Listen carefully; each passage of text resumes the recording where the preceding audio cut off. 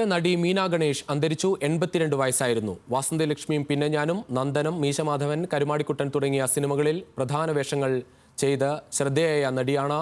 വിവരങ്ങളുമായി പാലക്കാട്ട് നിന്ന് പ്രസാദ് ഉടുമ്പിശ്ശേരി ചേരുന്നു. പ്രസാദ്, നാടകങ്ങളിലൂടെ സിനിമയിലെത്തി മലയാള സിനിമയിൽ ശ്രദ്ധേയമായ കഥാപാത്രങ്ങളെ അവതരിപ്പിച്ച ഒരു നടി കൂടി നമുക്ക് നഷ്ടമാകുന്നു. എപ്പോഴായിരുന്നു അന്ത്യം? വിശദാംശങ്ങൾ. വിജീഷ്, ഇന്ന് പുലർച്ചെയാണ് മീന ഗണേഷ് ഷൊർണൂരിന് സമീപത്തുള്ള വാണിയംകുളത്ത് സ്വകാര്യ ആശുപത്രിയിൽ മരിച്ചത്. കഴിഞ്ഞ 4 ദിവസമായി ഇവർ വാർദ്ധക്യ സഹജമായ രോഗത്തെ തുടർന്ന് ഇവിടെ ചികിത്സയിലായിരുന്നു.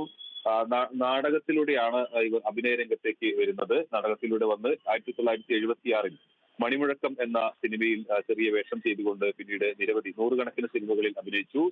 91-ലെ മുഖചിത്രം എന്ന സിനിമയിൽ അത് ഫാത്തുമ എന്ന കഥാപാത്രത്തെ അവതരിപ്പിച്ചതോടുകൂടിയാണ് കൂടുതൽ ശ്രദ്ധേയമാകുന്നത്. പിന്നീട് വാൽക്കണ്ണാടി, അതോടൊപ്പം വാസന്തിയും ലക്ഷ്മിയും പിന്നെ ഞാനും, മീശമാധവൻ തുടങ്ങി നന്ദനം തുടങ്ങിയ സിനിമകളെല്ലാം തന്നെ ചെയ്തിട്ടുള്ള വേഷങ്ങൾ വളരെയധികം ശ്രദ്ധ പിടിച്ചുപറ്റിയിരുന്നു.